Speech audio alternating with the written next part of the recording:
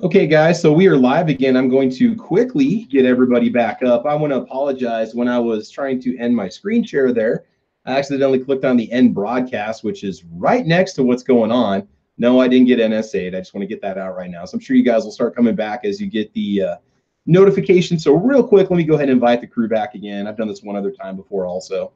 What happens is the hang up button, the end podcast button is right next to end screen share. And so that's what happened here. So we'll just go ahead and send the links back out, and we'll get everybody back here in a second. So we're talking about the slugs, and we're talking about the different slugs that are out there and what you can get.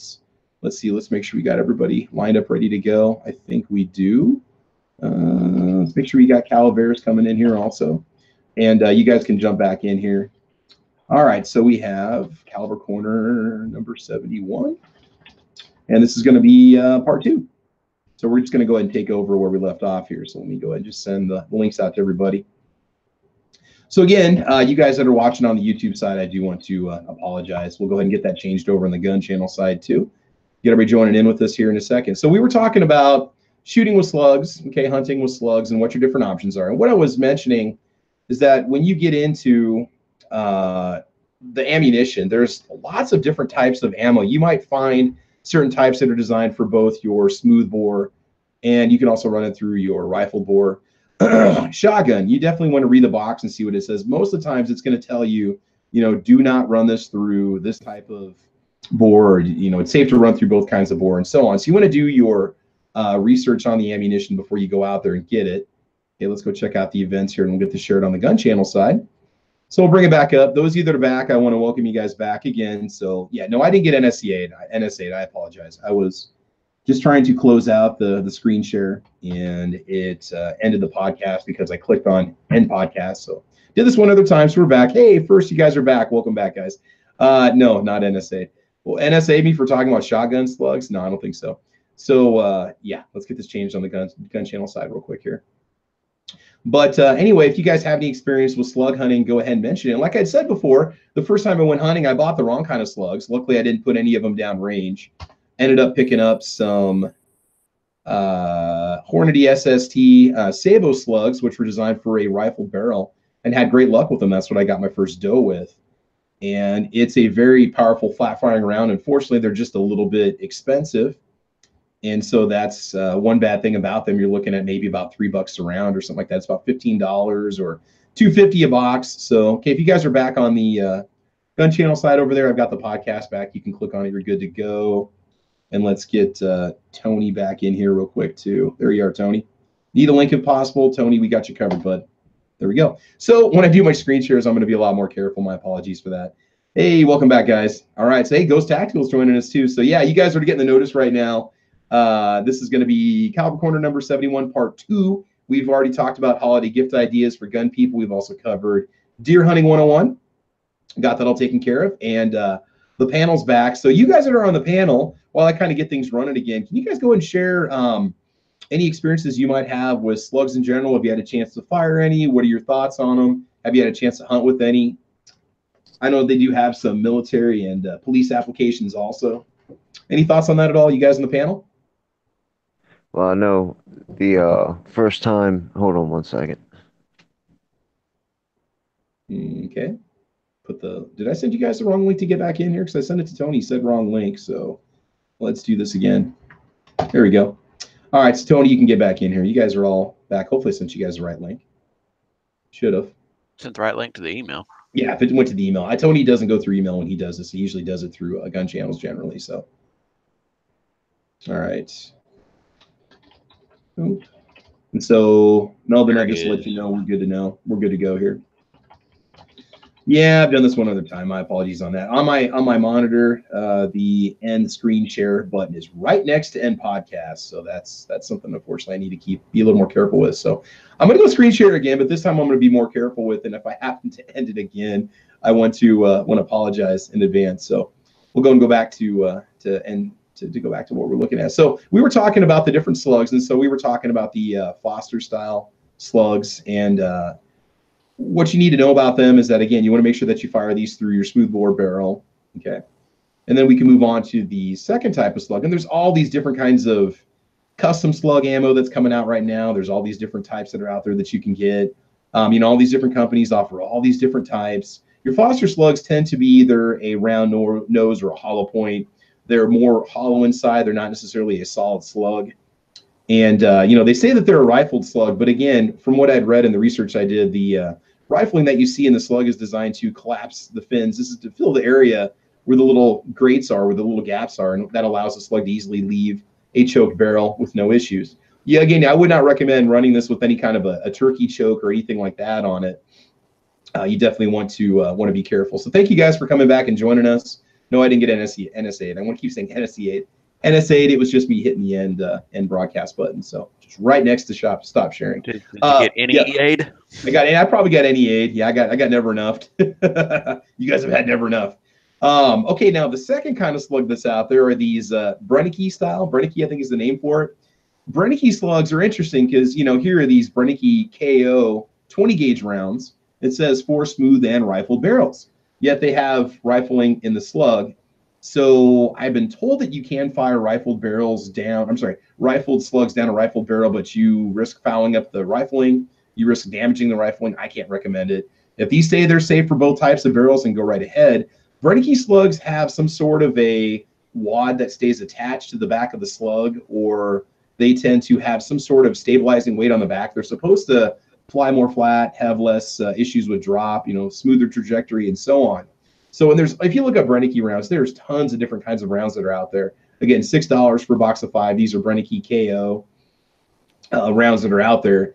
Do you guys have any experience with either one of those types at all? Yeah, I test fired a box of them through my 835. Okay. I can't remember what choke I had on there, but Okay.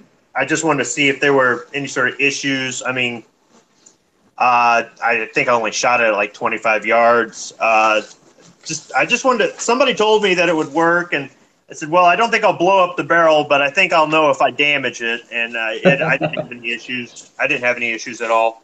Yeah, you're going to want to make sure that your gun can shoot slugs. I'm assuming that your shotguns are all designed to do it, but you want to read the manual if you can, do some research on it before you decide just to run a 3.5-inch Magnum slug round down the barrel or whatever, you know.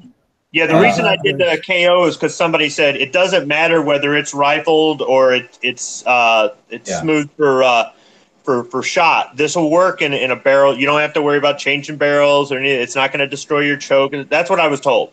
Yeah. So I would think that those rounds would be maybe decent for home defense if you had a shotgun that was set up for bird or small game and you didn't want to get another barrel or something. Maybe I don't know that those rounds would be any good for hunting. I'm not sure.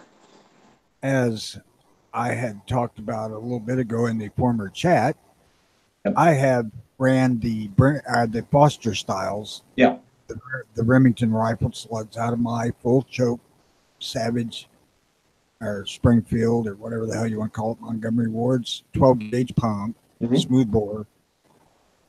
I wouldn't hunt with the gun because they weren't accurate enough. Okay. At 50 yards, you were lucky to keep the damn things in a foot circle out of my gun. Yeah. So, you know, check your gun before you try hunting with those things. So that takes us to the last type of slug we want to talk about, the sabos, which is what I have experience with. These are probably going to be your most accurate, best option if you're going to do any kind of large game hunting with slugs. If you have to, it's definitely worth the money. You want to make sure that you're running a fully rifled barrel when you do that. And so what I used was the Hornady rounds, and I had great luck with those. Let me close this out real quick here. No problems with them whatsoever. They do fly really well. Let's see if I can bring this up. So the Hornady rounds with the Sabo on them, again, you're not gonna have the accuracy that you want if you fire them out of a smoothbore barrel. Obviously, it's something that you don't want to do. And they do fly out to 150 yards. We can look up the 12 gauge SSTs here. They do fly flat out to 150 yards, and I think they got about 5 or 6 inches of drop.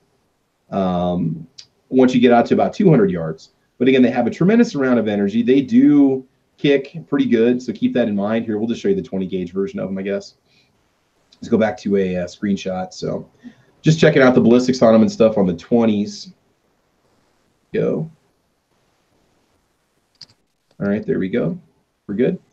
All right, let's go to screen share here real quick. I'm trying to find the 12 and it's not showing up on the Hornady website. So, all right, so again, these are definitely worth the money. I highly recommend these. They're not going to show you. They're just an SST bullet, 250 grain. These are the 20 gauge, right? I'd recommend going with the 12 gauge if you're gonna, if you're gonna go that route for hunting. You got the FTX bullet on them. Like I said, they fly high at 50 yards. They fly high at 3.3 inches at 100 yards. At 150 yards, they fly flat, and they still have 983 foot-pounds of energy. And then there's an 8.2 inch drop at 200 yards out of their test barrel. But definitely the round that I recommend. These are probably one of my favorite ones.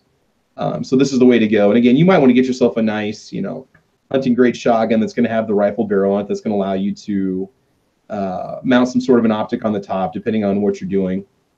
But the 835 that I have, it's a very versatile shotgun because it came with the 2 barrels. It's definitely worth investing in a second barrel if you can get one, or if you can get a bundle, because mine has the smoothbore barrel, but then I also have the choke tubes on the end I can put in it, whether I want to go for duck or turkey or goose or pheasant, upland game bird, whatever. It came with about 4 or 5 different choke tubes for whatever kind of ammo I'm shooting, whatever I'm going after. And that 835, that's an old model. It's called the Trophy Slugster. They still make them as newer versions, right? But if you spend, you can start to spend a pretty penny on those too. Let's see here.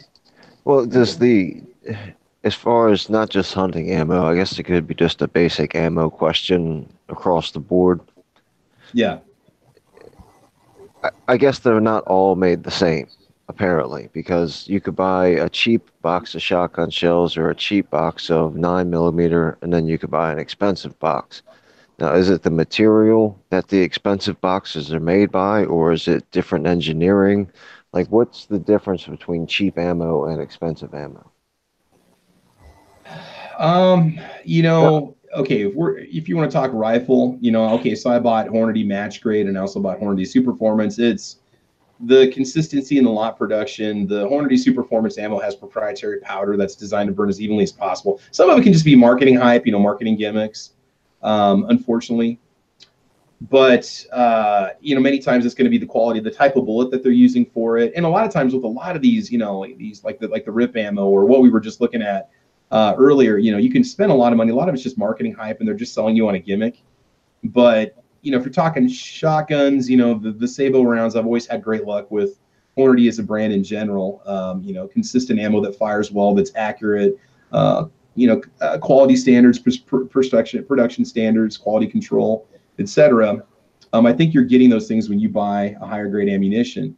And again, like I said, with the match grade ammunition, there's a lot more consistency in the production of it, in the bullet size, the production of the bullet itself is going to be a lot more consistent versus buying just inexpensive range day ammo. So it just kind of depends on the brand. It depends on the brand and what kind of features the ammo is going to have to it. That has a huge determination in the price itself. So I'd say from a manufacturing standpoint, it also has to do with the volume. If you're making your 115 grain full metal jacket basic round and you're making those by the billions, you're doing less tooling changes and other things like that cost money and slow down production. If you're doing small batches of some sort of specialized nickel-plated self-defense round that you only sell in 20-round boxes, you don't sell in bulk packs, and you don't sell as many of them, or you don't have a government contract to make, so you're not piggybacking off of that, then you can justify your expense by saying, tooling change, extra quality control, smaller lot sizes, et cetera, et cetera. But yeah, I agree with you about the marketing hype. I think some of it is, in general, it's like cars and trucks. It honestly costs just as much to make a 4-door car as it does a pickup truck. People go, oh no, that truck weighs so much. Yeah, okay, you're talking about a matter of hundreds of dollars more, maybe a few $1,000s more in actual material. It's really more like in the hundreds. But the markup, the profit margin they make off of a truck is so much higher than what they do off a car. And it's the same thing probably with the specialized match or hunting or self-defense ammunition. Is that's where they're making their real money. They're going to sell you the plinking stuff all day long, and that's got to be good enough, because that's what you're using most of the time to practice or take to the range, or when you're showing somebody new how to shoot. But when you want to carry something that you know is going to work, or hunt with something, they've got to put a little bit more into it. But they probably have the same sort of profit margins. Oh yeah, definitely. For hunting ammo, I roll my own. Period. That way, I know what's there. Except for 22 long rifle, I'll use any crap that comes down the pike for that. And you can look at the manufacturer website, and they'll try to justify the cost for the ammo. Like I said, I bought the Super Performance ammo and 6.5 Creedmoor to test out with the Ruger Precision rifle, and they talk about the consistency of the bullet. They talk about the powder that they use for it. They talk about the quality of the brass, and I think you're maybe paying for just a little bit higher standard of production. The Squib, it's a lot like what you were talking about too. There's that difference between your ball ammo that's being produced versus your more expensive ammo and so on, with different types of bullets and different grades of brass and all that fun stuff.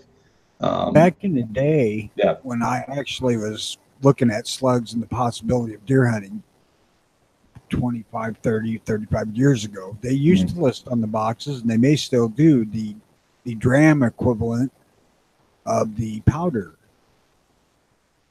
Okay. Trying to give you an idea how much is in there. And your slugs are going to weigh an ounce per 12 gauge or 7/8 ounce per 20 if it's a Foster slug. Yeah. You have a rough comparison there, and hell, they were all about the same damn quality. Yeah. I was looking at, there's these Remington Premier Copper Solid. You can get those. Those are a Sabo slug. They've got their hollow point slug. I can show you guys these real quick and try not to end the podcast early, if at all possible. So here, these guys cost $13 a box, which is pretty much on par with what I pay for the Hornady SST. 12 gauge slugs also. So this is 1 ounce hollow point Magnum Sabo slug, which will do the job for you. It's a .68 caliber, 1,500 feet per second at the muzzle. And again, there's all kinds of different things you can go with, but these look pretty solid. I'm just going to say, if you're going to get into hunting large game, I would highly recommend that you just go ahead and go with a rifle barreled shotgun. Get yourself your Sabo slugs, and you're going to be set to go. You really can't go wrong with that. And if you do slug hunt, that's your only option. Spend the money, get yourself a quality firearm, get yourself a good optic, run a good ammunition, and you should be good. I mean, I think you're going to find that the ammunition does perform well. But again, if you're just going to do smoothbore with a Foster style slug, just keep in mind your accuracy might be limited to, say, 50 yards, 75 yards. I would keep it in there. And many times you're probably going to be running a bead or just like a ghost ring sight. Some people really need to understand about my particular hunting area is that it's heavily wooded, so the chances of anything past 50 yards is pretty rare. Yeah. If it's dense enough, you're not going to be able to see. That's why I don't choose the rifled shotgun over handgun, because I can hit it 50 yards to handgun. Yeah. Something the size of a deer. Now, the reason why, the first time I went out, all I had when I went on my first deer hunt, this was before I even had my first, centerfire rifle for deer hunting. When I went out, I had the shotgun with the 2 barrels. And the reason why I bought it is because of the flexibility of being able to use Sabo slugs for hunting. And also that shotgun's tapped for a rail. So you can put your sight on the top if you want to, your optics or whatever. And so I ran with that. And again, that kicked pretty good. That bucked pretty good. And also I was going to be hunting along the Platte River. And so there is some dense woodlands you can get into. And so I wanted, something where I figured my range was probably going to be within 100 yards anyway. And I would be fairly up close and personal if I was going to be taking the shot. And when I shot it, I was probably about 50 yards away when I hit the doe with the SST slug, and it went about 5 feet and it dropped instantly. It was just boom, done. And so, that's definitely my recommendation if you're going to go that route. Yeah, that's, in the forest I hunt in is a state forest, so it's maintained by the state, and they have fire lanes cut in it. But anytime I've ever run across the deer in the forest, they're not running down the fire lanes. You might see them run across it. No. Yeah, I was gonna say they're not gonna take the path of least resistance. They're gonna do what they can to keep themselves hidden, except for Nebraska, where they're just openly hanging out in the cornfields everywhere along the interstate and the highways. I mean, you walk up to them and pet them practically. I mean, they're not afraid of people because they're so used to the volume of traffic, especially on the interstate. Cars and semis don't scare them. Now they get spooked once in a while and they run, which is why they get hit. But they're, you could get out of your vehicle and take pictures of them, probably be within 50 yards of them, and they won't even go anywhere because they're feeding out in the cornfields and stuff, and the bean fields and all that stuff. So, I mean, just an example. Me and the old lady went down there to hike the trails, and I was just wanting to look, see if I could see where deer were crossing the actual trail where I wanted to hunt. Yeah. And we were walking through the forest talking, and we came up over a rise, and there was a doe and 2 fawns just standing down there, not paying any attention to us whatsoever at about 25 yards. So I know they heard us. Yeah. I got to run, Travis. Hey, no problem, man. No problem. That's fine. Like I said, I'm going to be heading off to the Ranger pretty soon. I got to do some testing and stuff myself, so we'll be taking off here in just a minute. But David, thanks for joining us, guys. Make sure you check out David Bowling's channel. Again, you're going to get that giveaway going on, you said, after this podcast, this part 2 podcast, and get your giveaway taken care of. And anything else you want to plug your channel one more time, Dave, before we call it?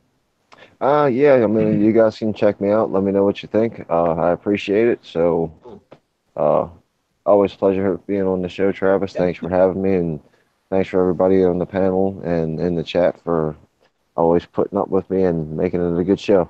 Thanks, man. And again, guys on the panel, I appreciate you guys coming back for part 2. I'm 71 and 2 right now. I'm 71 episodes and 2 screw-ups right now for cutting the chat early. That's not a bad record. That's definitely better than the Nebraska Cornhuskers football team. So I'd say I'm doing okay right now. See you guys. Show personnel dropping like flies. Oh, gosh, I'll tell you what. So again, the viewer request was just, can you please discuss, shotgun, slugs, some pros and cons, and give me some ideas for what I need to know. Again, do your research, make sure your shotgun's capable of firing the slugs, and then get the correct slug for the type of barrel that your shotgun has. And like Tony says, he did run a full turkey choke with no problems. Is that what you said, full choke or a turkey choke? Is that full extra? Choke. A full choke, yeah, and you're going to be okay.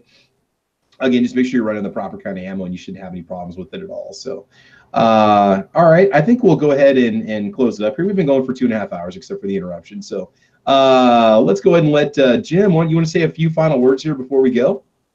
Not really. Thanks for the invite. Get out and shoot. I'm going. I got everything sitting upstairs right now. The rifle's just sitting right here. I got the ammo upstairs, and I'm ready to go, man. I had to get, the reason why I took off earlier is because I had to go throw the range clothes in the dryer before I could go anywhere because all my stuff is soaked. So I had to get it ready to go so I can stay warm today because it's a balmy, where are we at right now? 15 degrees. 15 degrees. Yeah, I'm going to let it get up to at least 30 before I head out, I think, just because if it's windy, I'm going to die. But right. I think my range is a sea of mud right now. I got the snow, you got the mud. What's that, Tony?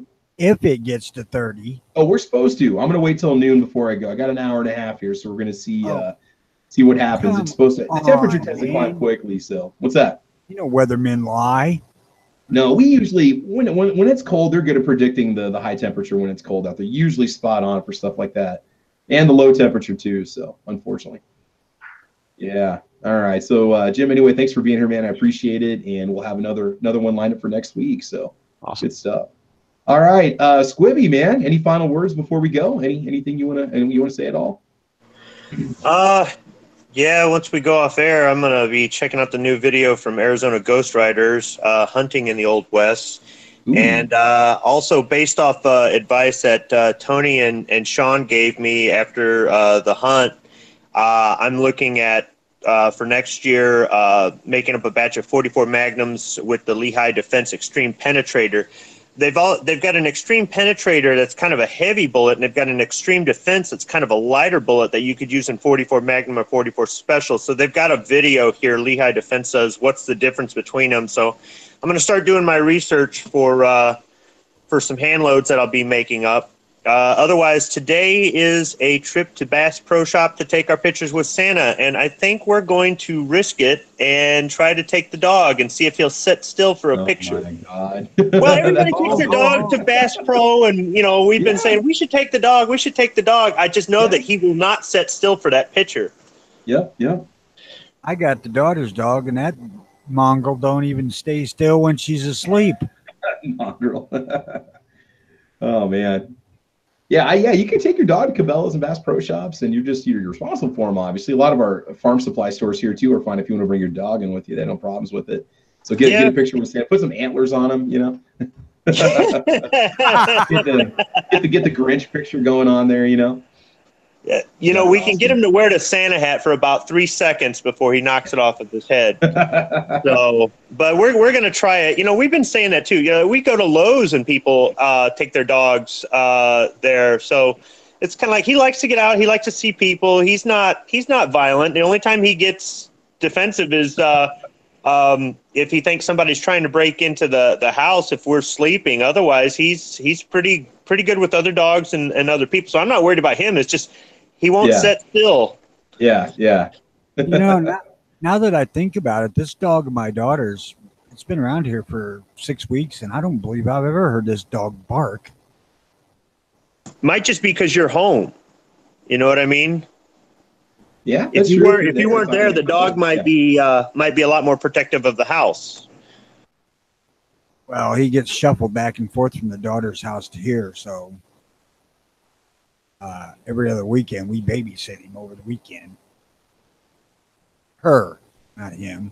Watch my dog, man. I could take a couple hours off from having one. My little guy's pretty easy to keep an eye on. Yeah, Charlie is very well behaved. He's pretty laid back, man. He doesn't hardly barks at all, and not unless he has to. I didn't realize dog babysitting was going to be part of the gig when she got one. well, yeah, Grandpa. What do you think, man? That's Grandpa and Grandma. Yeah, that's a grand dog. That's a grand dog. Exactly. You found somebody else to watch your kids, but not the dang dog. Exactly. That's all right. The dog's, she is a really, really clever dog. Really is. And she's a lot of fun most of the time, but I can't have her out here because she's still a puppy and she'll start gnawing on stuff. Oh, yeah. Chew through that chair you're sitting in, huh? You got to worry about that? I'm more worried about gnawing on my guitars. Oh, God. Yeah, definitely. Oh, man. Crazy stuff. So, all right. So, Squib, thanks for being with us again today. And Tony, thank you for being here today too, sir. Tony, any final plugs there before we call it? No, not really. I said all I needed to say about stuff in the intro. There we go. Exactly. Squib, your dog does look like the dog from the Grinch, man. That's awesome, man. Get some antlers on that little guy. Don't let him run around the woods though. Don't let him play out in the woods with those on. Watch out for those family creatures, man. No kidding. In the house. Yep. Yeah, he's got a coat like a deer. That's awesome. All right, so let's go ahead and see who was with us today, and thank you guys for joining us through part 1 and part 2. I'll definitely pay a little more attention to where the stop your screen share button is next time. So Paper Plane Crash was with us, Dead Horse was with us, Jim was with us, Calaveras, Patrick. Let's see, Jim. Let's see, I mentioned that. All you guys were over there on, I think, Ohio. Oh, Dano was with us also. All you guys over there on Gun Channels, thanks for joining in today. I do appreciate it. It's awesome having you guys watch. On the YouTube side, here for part 2, Rich White was with us, and Rob D was with us, and the Hooligan. Hooligan, check out his channel. Hooligan, I think you had that deer hunt on there from Oklahoma that you did with the Ruger Ranch. If I'm not mistaken, that was your channel. That was a very cool video. Make sure you guys do check it out on the Hooligan's channel over there. David Bowling was over there, and here, Midnight Range with us in the house. Vanessa Kitty, always good to have you stop by. 2 Live Moo in the house. The Travi Collective was here tonight. The first chat was assimilated. Yeah, my bad on that. Pink Panther 69, thanks for being here, buddy. Good to have all you guys stopping by. Anybody else out there? Ozzy Orsborn with us too, and Drucifer was with us. Hello, Drucifer. Welcome back. Let's see, 2 Live Moo. I think that's pretty much about it in the part 2. So, guys, we covered a lot of information today. Had a heck of a chat over Deer Hunting 101. So if you got somebody that wants to get into deer hunting or you want them to have some solid information, make sure that you send them our way to check that out. And we also had some good suggestions for holiday gift ideas for the gun lover in your life, for the firearms fanatic in your life, or just a person that enjoys shooting or hunting or going outdoors. And then finally finished up with some little bit of a chat on slug guns. So that's it, guys. I want to thank you for joining us today. We'll hopefully be back next Saturday. Make sure you check it out. Oh, by the way, you can support the channel over on Patreon. I don't push it much on my channel, but it's patreon.com/TravisP11. Everything you guys put into that channel goes back to the channel and goes into things like guns and ammunition and more guns and so on. And it just comes right back into more channel content. So I do appreciate you guys checking out the Patreon channel and supporting that. But otherwise, guys, that's it. This is Caliber Corner episode number 71, part 2. And guys, I want you to have fun. I want you to be safe. As you know, we will talk to you soon. Okay, I'm going to hit the stop broadcast button this time, and it is planned. Okay, just so you guys know, I'm not going to be NSA'd, which meant, what did it mean? What did it make? Somebody said something like, not something administrator. I don't remember what it was. But anyway, guys, thanks for joining us. We had a great time today, and we will see you next Saturday. Adios, guys. Take care. Good Bye, day, Alicia. everybody. All right, I think we got him up there. All right, and then finally, let me translate for these at Habla Español.